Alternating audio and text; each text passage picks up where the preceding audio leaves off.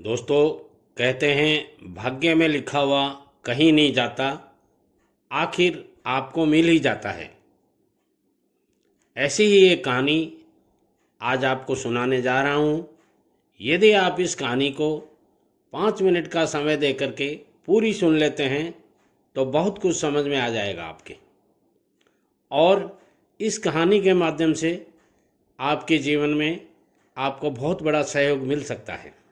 तो आइए शुरू करते हैं कहानी को।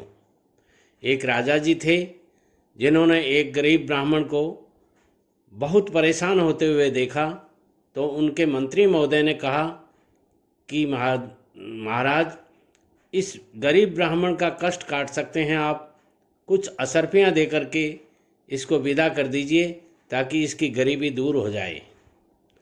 राजा जी अपने मंत्री की बात कभी नहीं नकारते थे। उन्होंने वैसे ही किया। एक थैली के अंदर सोने के असरफियाँ डाल करके उस गरीब ब्राह्मण को दे करके विदा कर दिया, और कह भी दिया कि इसमें 100 सोने के असरफियाँ हैं, अब तुम्हें भिक्षावृत्ति करने की ज़रूरत नहीं रहेगी। ब्राह्मण देवता अपने घर की ओर रवाना हुआ तो रास्ते में सोचने लगा, इन 100 असरफियों से पहले मैं अपना एक छोटा सा मकान बनाऊंगा, उसके बाद में अपने बच्चों को अच्छे से पढ़ाऊंगा, और उसके बाद में अपना जीवन यापन शुरू से लेकर के अंत तक अच्छे से जीऊँगा। इस तरह सोचते सोचते वो चला ही जा रहा था कि रास्ते में एक चोर मिल गया। चोर ने उसको चाकू दिखाया और ब्राह्मण देवता से कहा, जो तुम्हारे पास है वो सब दे दो। ब्राह्मण देवता ने सारे के सारे असरफियों का भरा हुआ थैला उसको पकड़ा दिया और चोर चला गया।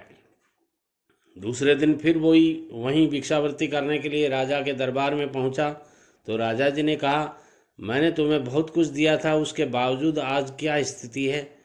तो उसने कहा, महाराज वो तो कोई चोर ले गया।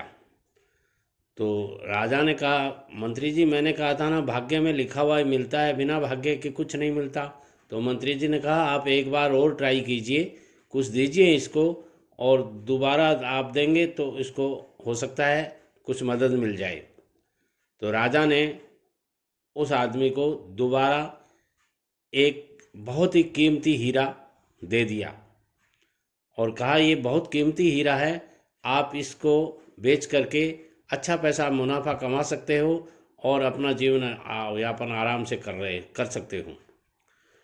पंडित जी अपने घर पहुँचे तो उस समय पंडिताइन दोपहर का वक्त हो रहा था, खाने को कुछ था नहीं, वो सो गई।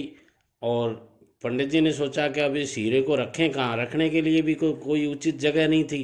तो उसने क्या किया, एक पुराना मटका पड़ा था, उस मटके के अंदर उसको डाल दिया और खुद भी सो गया। पंडित जी को नींद आ गई, मगर पंडिताइन जब उठी तो घर में पानी नहीं था, और वो जो ही पानी लाने गई तो रास्ते में मटका किसी कारण से फूट गया। तो वो वापस घर आती है और पुराना जो मटका पड़ा हुआ था उस मटके को लेकर समुद्र पर या तालाब पर जाती है या कुएं पर जाती है, और वहाँ से पानी भर के उस मटके से लाती है। तो जो ही वो समुद्र पर तालाब पर जा कर के मटके को धो कर के पानी डाला उसने, तो वो हीरा था वो समुद्र में या तालाब में गिर गया, और गिरने के बाद में उसको पता नहीं था। तो वो वापस पानी का मटका लेकर आई, इतने में पंडित जी जा गए। उन्होंने कहा, ये मटका तुम्हें कहाँ से मिला? बोले, घर में ही पड़ा था, मेरा पुराना वाला मटका फूट गया तो मैं इस मटके को लेकर चली गई। क्यों, क्या हुआ? बोले, इसमें एक बहुत बेशकीमती हीरा था। बोले, मुझे तो पता नहीं था, आपने बताया नहीं, मैंने इसको धोया था तो वो समुद्र में ही गिर गया या तालाब में ही गिर गया। अब क्या करे? दूसरे दिन वो पंडित फिर राजा जी के दरबार में पेश हुआ, और फिर भिक्षावृत्ति करने के लिए। तो उसने राजा जी ने कहा, भाई तुम्हारे भाग्य में नहीं लिखा हुआ है, फिर भी चलो, मेरे मंत्री जी कह रहे हैं इसलिए मैं तुम्हें 2 रुपये दे देता हूँ, इन 2 रुपये से तुम्हारे भाग्य को आजमाओ। वो 2 रुपये लेकर के रास्ते में चला। चलते चलते वो सोचने लगा कि इन 2 रुपये से क्या होगा, क्यों नहीं मैं किसी गरीब को दे दूँ इसको। तो उसने कहा कि गरीब आदमी को भी 2 रुपये से क्या होगा। तो रास्ते चलते चलते एक मछुआरा मिला जो मछली पकड़ के ला रहा था। तो उसने कहा, चलो एक पुण्य और कर लेता हूँ मैं, ये 2 रुपये में एक मछली को छुड़ा देता हूँ और मछली को छुड़ा करके इसको समुद्र में छोड़ देता हूँ, ताकि एक इसकी जीव हत्या होने से बच जाएगी। तो उसने, पंडित ने जो अपना कमंडल था उसमें उसने मछली को छुड़वा कर डाल दिया।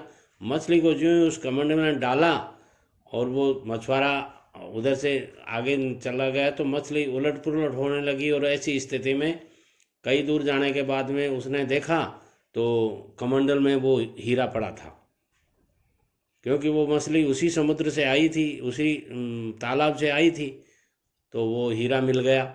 अब जो ही उसको हीरा मिला तो उसने ज़ोर से आवाज़ दी, मिल गया मिल गया मिल गया, अरे मिल गया मिल गया। तो सामने वो चोर आ रहा था, वही चोर जो असरफियाँ लेके गया था, वो चोर आ रहा था। उसने सोचा कि ये राजा को शिकायत करेगा और अब तो मुश्किल हो गई, मैं पकड़ा गया। तो उसने कहा, तुम आवाज़ मत करो, हल्ला मत करो, मैं तुम्हारी 100 असरफियाँ दे देता हूँ। और उसने उसको 100 असरफियाँ दे दी। वो 100 असरफियाँ देते ही वो वापस दूसरे दिन वहाँ नहीं गया, क्योंकि उसकी 100 असरफियाँ भी आ गई और वो हीरा भी आ गया। तो वो राजा जी के दरबार में नहीं पेश हुआ भिक्षावृत्ति करने के लिए। तो राजा जी ने उसको बुलाया कि भाई आज कैसे नहीं आए तुम, 2 रुपये देने के बाद भी तुम नहीं आए, ऐसा क्या हो गया तुम्हारे पास। तो साहब अब मुझे मांगने की ज़रूरत नहीं है, भिक्षावृत्ति की ज़रूरत नहीं है, अब मैं भी एक धनवान आदमी बन गया हूँ। बोले वो कैसे? बोले आपने जो 2 रुपये दिए थे ना, उसने पूरी कहानी घटनाक्रम बताया। तो मंत्री जी को पूछा, मंत्री जी ये क्या आश्चर्य हुआ, जब इसको असरफियाँ दी तो इसका चोर ले गया, जब हीरा दिया तो ये समुद्र में डाल के आ गया, और जब 2 रुपये दी तो इसको हीरा भी मिल गया और असरफियाँ भी मिल गई, और वो 2 रुपये में उसको सब कुछ मिल गया। तो मंत्री जी ने कहा, महाराज ये परोपकार का फल है। पिछली बार जब आपने असरफियाँ दी थी तो ये अपने स्वयं के निर्माण, भविष्य के निर्माण की ओर चिंतित था। इसने सोचा मैं घर बनाऊंगा, ये करूंगा, वो करूंगा।